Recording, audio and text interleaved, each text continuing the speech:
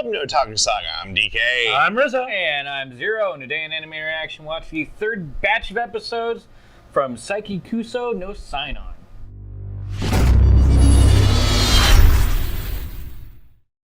If you want to watch our reactions to the third batch of episodes for Saiki Kusuo no Psi Nan, hit that link in the description below. And be sure to leave us feedback in the comment section because we love hearing from you. And as always, if you like what you see, subscribe to Otaku Saga. And don't forget to like and share our videos. And thanks for watching.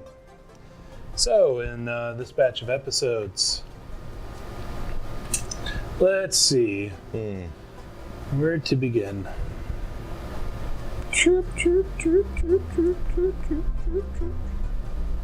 I totally forgot what happened. We wanted to forget after watching ReZero, and that's what we did, damn it. Yeah, no, it was, it was funny, but I don't, Let's start with the memorable bits. How about that beach trip? Oh, God. Poor, what's his name, Nendo? Nendo. Yeah, Those the birds. Balchinian Cockhead. chicken head. Yeah. Actually, I like that scene where he stops by Seiki's house. His mom's like, "Oh, you brought a friend. I mean, pal. Oh, you think I'm young? You're going to the beach." That's scary face. Your pal dropped by, and you're going to the beach. I wonder who wants to get laid. Well, I mean, Kusuo's out of the house, so... Exactly. So I wonder who wants to get laid that night. It would be really awkward to live in a house with your parents if you were psychic like that.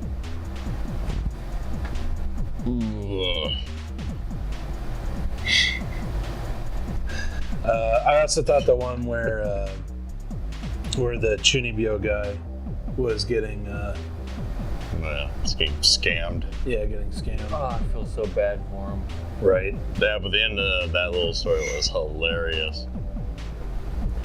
Who's there? Dark Reunion. Ah! This is a Dark Reunion? Are they right behind me? Bingo. Yes. Bingo. that was funny. I still love how the Dark Reunion logo is a piss take on the NERV logo. Right. And then the last one was pretty amusing too, with them tailing Nendo and thinking that he was a pedophile. Oh, I guess my dad must have been into the girls. I wonder if my dad was into little girls. I've seen a picture of his dad before. He looks just like him, except the scars on the other side. Yeah, just like that. Poof. But then the big deal, any evidence of an actual story to this series, Saiki gets a blackmail letter, apparently. Someone knows he's a psychic. Indeed. Well, there's also the little bit with the girl that was tailing him. That one, I think it was in the first batch. The beautiful girl. Right? Oh yeah, the vain one. Yeah. I have a crush on somebody. Yeah, so she ended up developing a crush on him anyway, despite his best efforts. Well, fuck. Stage 5 cleaner. I'd be starting to ride that gravy train right about now. Oh yeah, that was another thing, the magic show.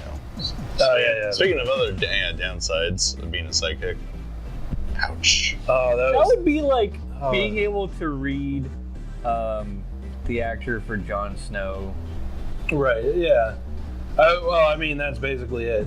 He saw the actor in real life, and he read the actor's mind, and now knows the ending of the story. Yep. And that sucks. That would suck. Or like being able to read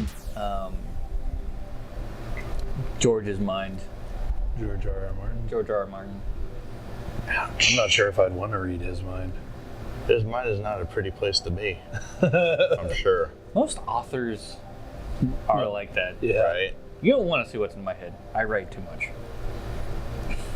So imagine taking a trip to, say, Stephen King's mind. That would be an interesting trip. One-way ticket, I'm sure. Your psyche would be fried after that.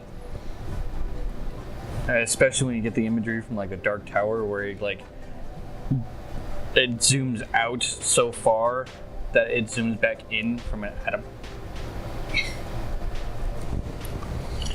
Yep. Yeah, that was pretty interesting. Yep. But overall, pretty funny again. This is probably my favorite, like, just straight comedy of the season. And there's not a huge list of those at the moment. I kind of like the format it's going with. Just a series of nice comedic shorts. Not a whole lot of interconnected plots. There is one, obviously, with this blackmail letter. But again, it's pretty thin. It's mostly just skit by skit. Very Young Coma-like. Yeah. And I greatly approve of that. Yep. Yeah, honestly, it's between like this one and Honda-kun just like a little too bizarre. Boils my brain out. That's why I like this a little bit better than Honda-kun. Yeah, it's a little better held together, I think. More coherent. Still bizarre as hell, but no, Honda-kun is too coherent. Like they tried to have it be a regular story a little bit too much. I think. Because there's a line that I can follow, and I cringe. It's really cringy. That's why for me it just doesn't do it very well. Well, Honda-kun is kind of its comedy is sort of based on the rule that everything involving Sei has to be a misunderstanding. That, Sei has to think, hey, everyone hates me, everyone's out to get me. That's kind of the rule they follow here. But how they try to follow those rules is a little bit random. Why I say Saiki Kusuo no Psi Nan is a little more coherent. Saiki is supposed to, have trouble dealing with being a psychic. And more or less the gags kind of play on that deal. Kind of have to do with his psychic powers. So it was a little more of a uniformity in, I guess, the usage of gags in this anime. Probably my favorite part of this set was him pulling the homeless man out of his bag. And trying to make it to where the magician just wants to quit being a magician and move on with his life and go get a real job. And nope. And it fails. It fails. It backfires miserably. But then he turns into a regular David Copperfield anyway. Right. Yeah, and turns into a real illusionist. There you go. Rather than a crappy one. So there you go. And the homeless guy that was helping him out ended up being his permanent assistant. Yeah. So there you go. I guess let us know what you thought of the anime, what you thought of our reaction in the comment section below. Yep, thumbs up if you like it, thumbs down if you don't. Well, that's going to do it for this episode of Anime Reaction. As always, I'm DK. I'm Zero. And I'm Rizzo. See you next time.